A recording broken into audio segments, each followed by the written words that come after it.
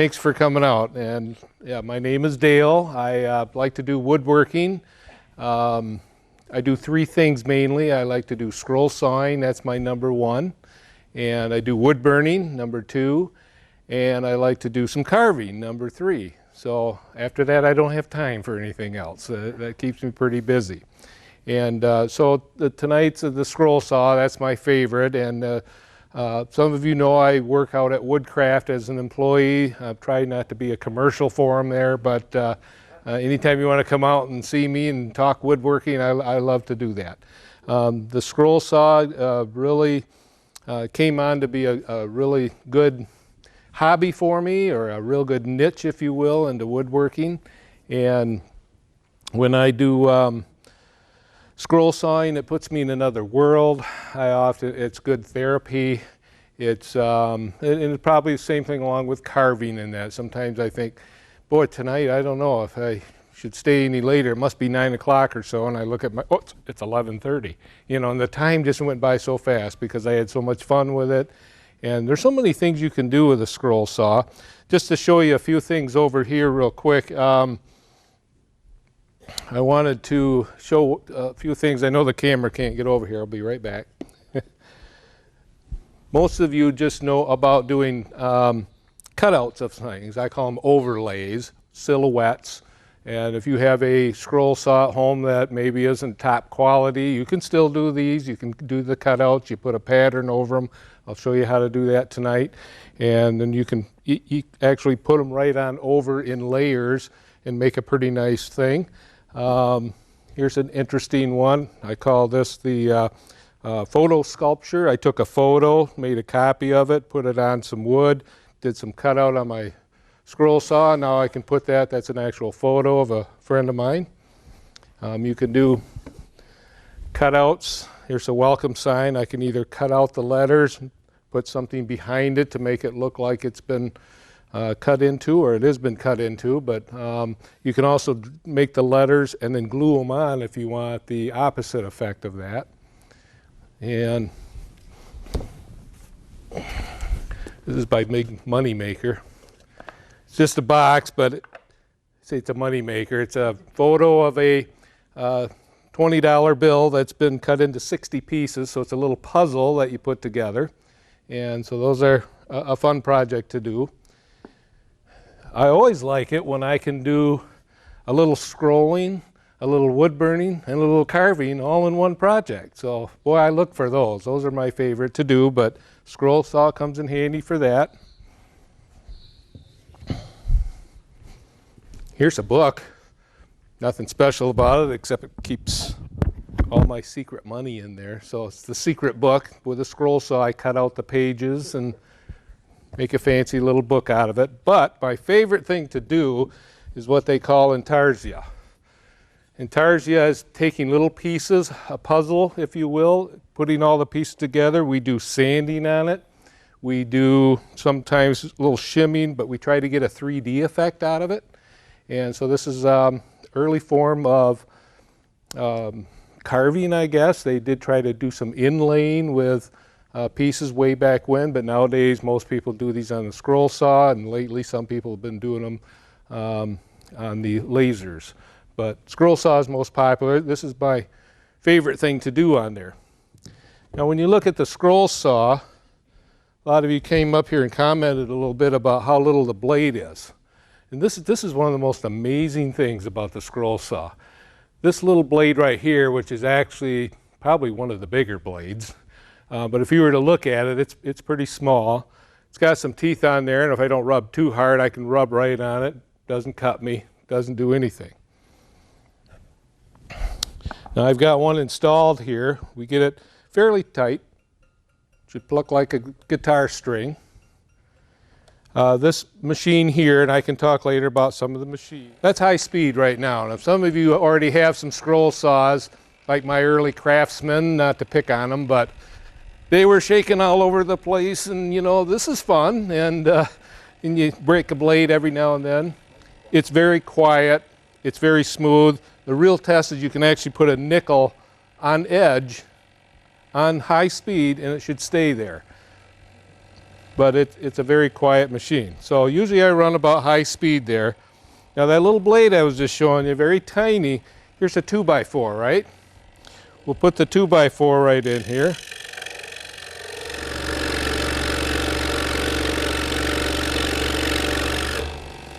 Didn't take too long, nice smooth cut right through it, nice and even. I might just leave this running, well, I still think we'll be okay. So it did a great job on that. I'll show you a couple fun things I like to do on these. One is when you do have a nice saw like this, unlike the old one, the new ones have a way to quick release the blade tension, quick release of the tightness to the blade, so I can lift it right up, expose the blade. If I'm going in the center of something and I drill an entry hole, I can go right up through that blade and I can put it right back and tighten it, and it's very easy. I do want to switch blades right now. I'm going to go to a little bit thinner blade here. This one is a number 2. They start at 3/0, is a very hair-like jeweler's blade. 2/0, 1/0, 0 or 0. Then they go to 1, 2, 3, all the way up to 7. It's probably the size of the wire that they make these from. So scrollers talk in language of, did you use a number 5 on that or a number 7? And so this is the number 2. It's a little bit thinner. This is a skip blade, so all the teeth go down and they kind of skip over the normal blades, but we'll put that in there. Take a minute to make sure it's in there good.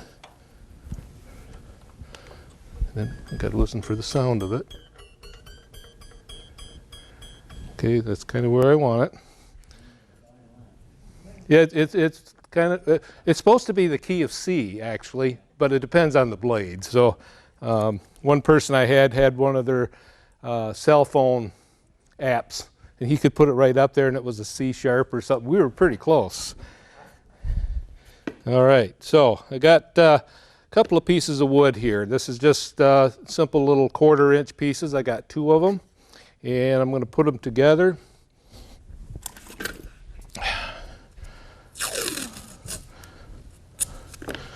We go through a lot of painter's tape, packaging tape, and all I'm doing is going right around the edges. So it's what we call stacking. Put 2 of them. We can put, if I'm making ornaments or something, I can even cut maybe 4, 5, 6 of them at a time. Get done a lot faster that way when you got a few of them to do. What I'm doing here is a test. I'm going to do some inlay. I'm going to inlay one type of wood into another type of wood. Really can make some nice things. Coasters, ornaments, keepsake box tops.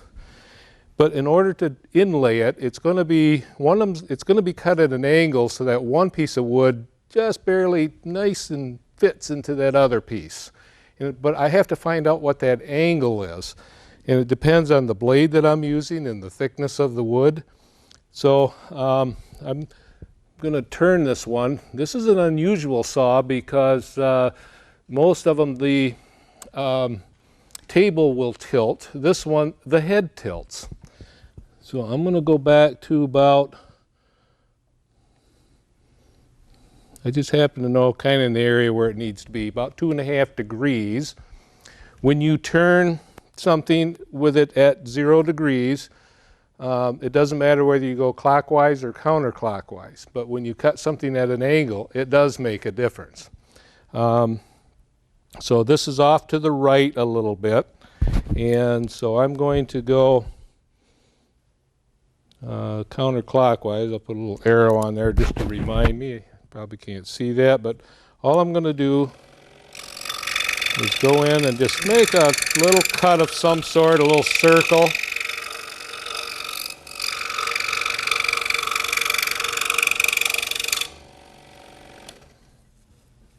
Okay, and then the pieces fall out.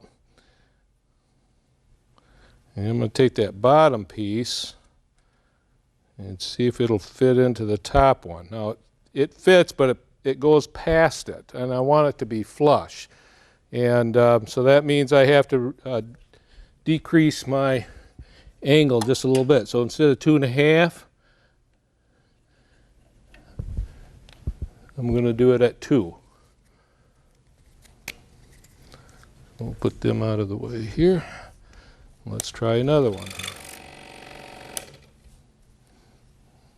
Okay.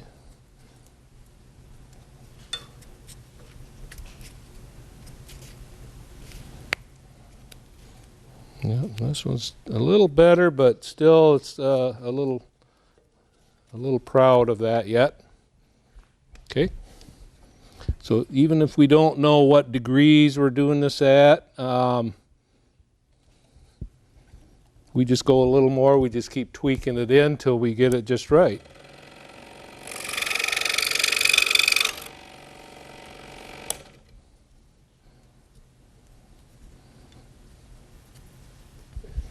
One more. I think we got it.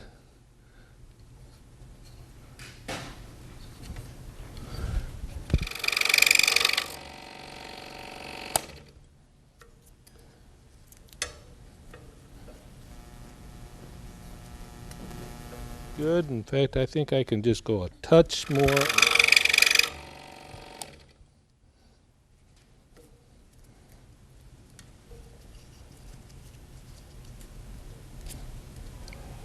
Okay, I think that's what we're looking for right there. So now we got that angle figured out. Anything that's this size, I can now inlay in. So I just happen to have a couple pieces. These were tests, just scraps. I've got a piece of walnut and a piece of pine here. I'll put them together, stack one on top of the other. Painter's tape is something that we search for the right stuff. You know, you can get stuff, you go to the dollar store, it's probably too weak and it comes off.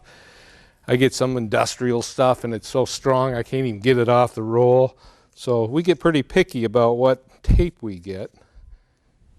Another trick we do, in order to make something, I've got a little map of Michigan here. You can get this off of anywhere. Clip art is where I get my stuff off the computer. You can get it out of pattern books or just anything you want. You can draw it yourself. And we're going to put this on there and with a little bit of stickum. Now the stickum stuff, sometimes it's hard to get off there. Again, we look for the weak stuff will come up easily. We don't like that. If it's real heavy stickum stuff that we spray on there, it's so bad we can't even hardly peel it off. It gets so stuck on there, and we spend more time doing that. Or we can get the stuff that's just right, and so that's what we look for. Now, I'm putting painter's tape right over the face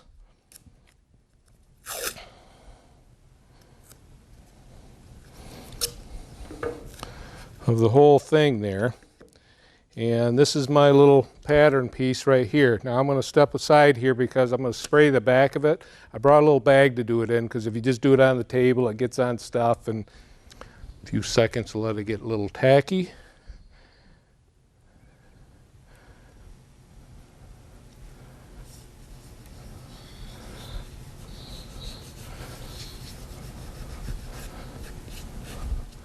Okay, it's now stuck on our tape.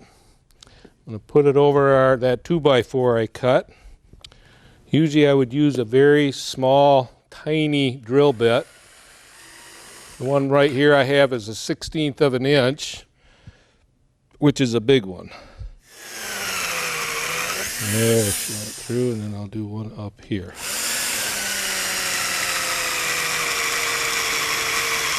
So in my test of this, I was coming in from the edge, so I didn't have to drill a hole, but in this one I wanted to. So here's what I talk about. I can undo the tension, undo this. This arm stays up out of the way, so I don't have to do anything. I do have to feed it through the hole. I can put it right back down, put it back in that slot, tighten it against the blade, tighten the tension right up, and I'm done. So if you've got set screws and wrenches and everything, that would be kind of cumbersome. So it's very nice to do that. Now remember, I had to go to the right, so it's counterclockwise. So there again, I just want to put a couple little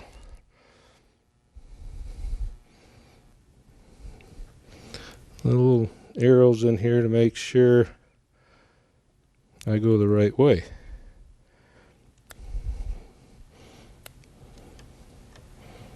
It does get confusing. Okay, so now we'll take a minute to get this cut out.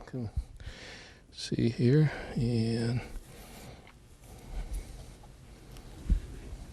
I'm going to put on my super duper magnifier. I found these are the best for me in my eyesight, not too good, but and it acts as a little bit of a safety device. This is a little blower right here, so it blows it out the way the sawdust. One good thing, I can go right up to a right corner and turn it real sharp,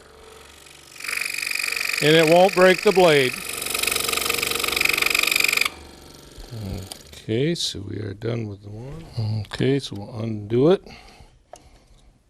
Get that up there, go through the next hole.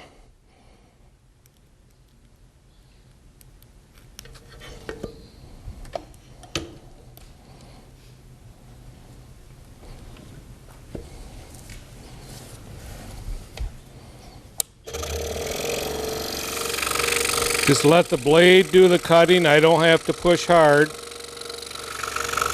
One nice thing about the procedure that I'm doing here, this inlay, if I don't cut it right on the line, it's going to come out perfect. So that's a good thing if we're not cutting it straight. Now, as long as I'm not backing up, as long as I'm not pushing hard and bending the blade. Okay, and we're broke through. We'll just get that up out of the way. Much easier peeling the tape off than it is all the sticky stuff. If you get the sticky stuff just right on the paper and you put it on the wood, you cut it and it'll peel right off. But we like to use tape nowadays. It's a little safer. So there's our little cutout. I'm going to put this one aside, grab the walnut ones, come in from here, and let's see how we do here.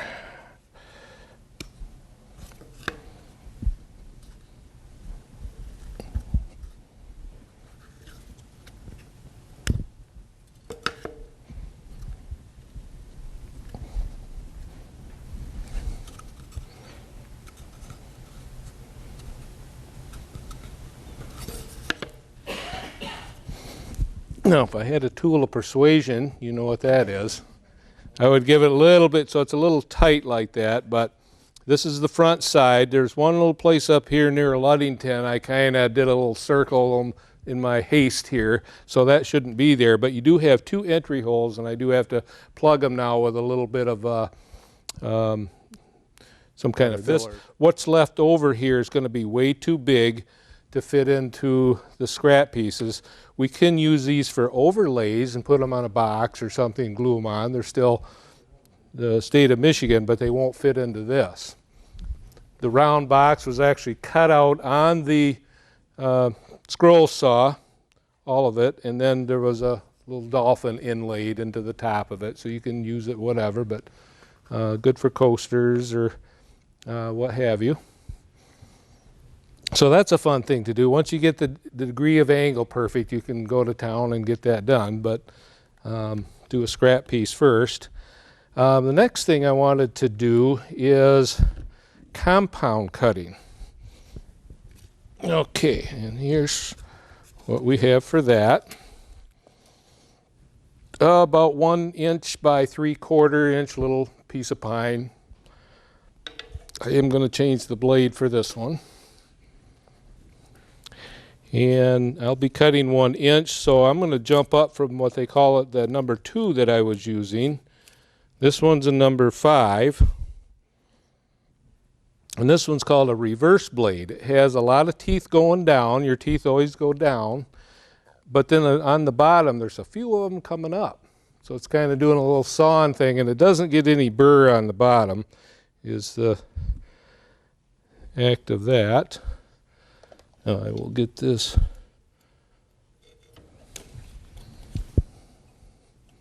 in place. Always try to take my time to really get these mounted properly. And the most important thing that sometimes people forget, I try not to forget here tonight. Remember, I was at, what, 2.5 degrees. This will come out a little funny if I do that. So I'll go to 0. A little square up there to make sure I'm square. Okay. Now, on that piece of wood, same thing. I've got a little piece of paper printout. This one has a line on it, so I'm putting it on one side, and I'm folding over the crease right on the edge, and I'm doing it on the other side. So I got 2 sides involved in this one. So let me put my little spray stuff on. At home, I get just a normal cardboard box, spray inside the box, and then it doesn't get all over. This one we can put right on the wood, because when I'm done, the outside of the wood is going to be scrap. So I mounted it right on the edge, so I got 2 sides exposed. Get my handy dandy drill here again.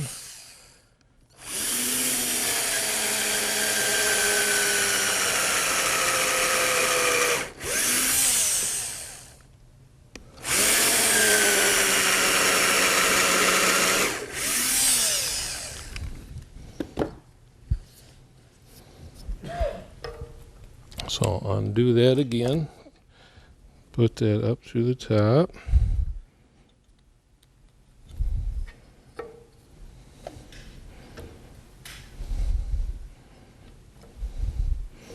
All right, now we'll do a few little cuts.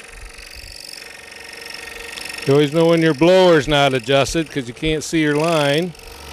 It's 1 inch thick, so I gotta kind of take it easy. And if I get the teeth to hook into it, I can pop it out. I guess I didn't tell you what I was making, did I? So it'll be a surprise.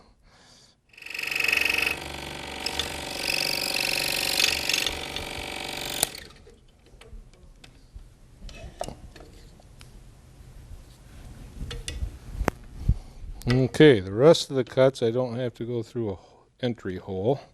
It's going to be outside cuts. And we're going to go this way first.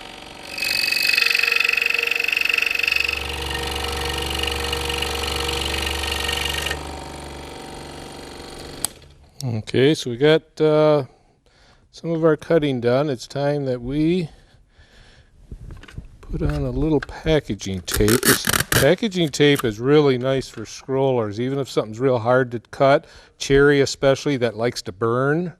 You put a little packaging tape on there, it almost makes it go away. You'd think it's sticky and that it's not good, but it's actually a lubricant. And so it's another thing we go through a lot of packaging tape. I'm just putting a little on here to try to keep it together. And get ready to do the next cut.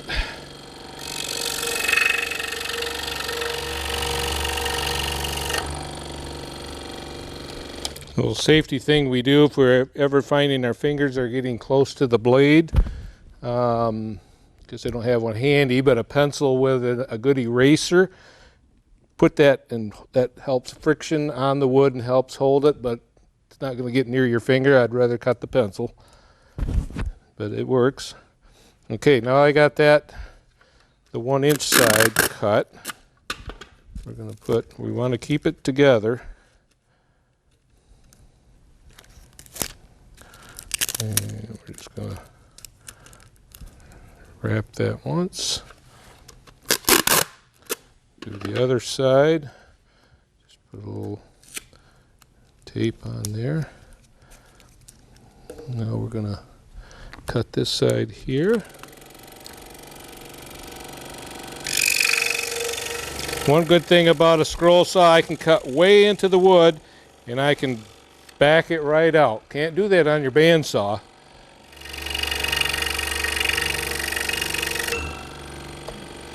Okay.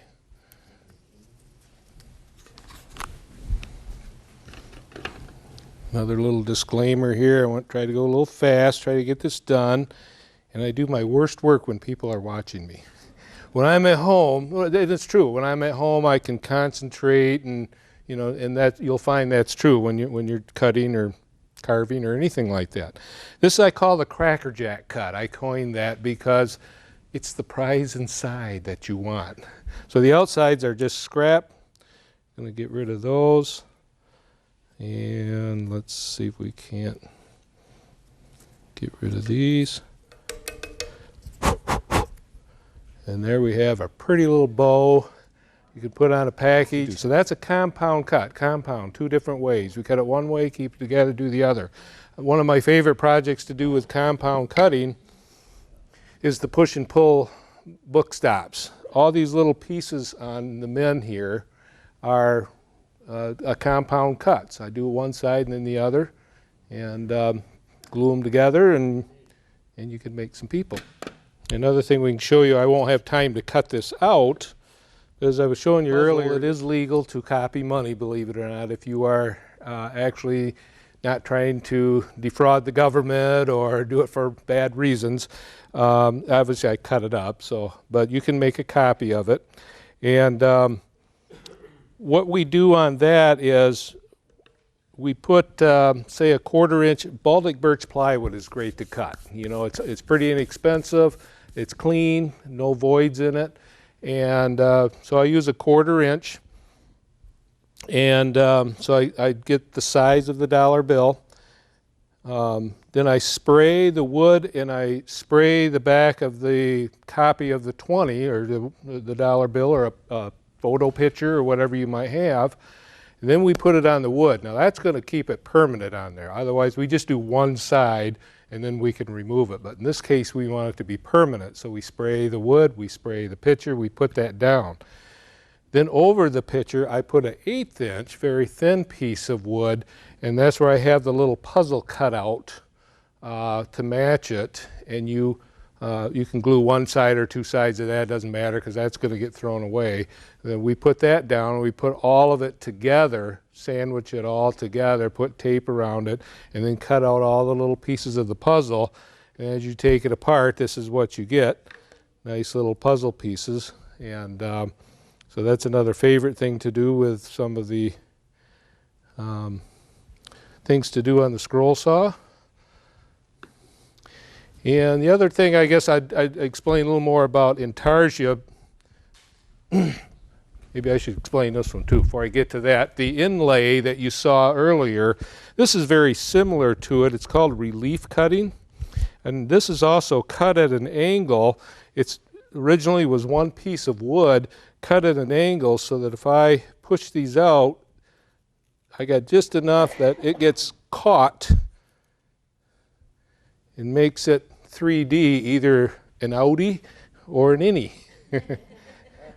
And so you can make things, signs is a good example of this. You can make letters to stick out or to cave back in, and people think you actually did all those as a separate piece, and it's actually out of one piece of wood. And so you can actually cut it that way.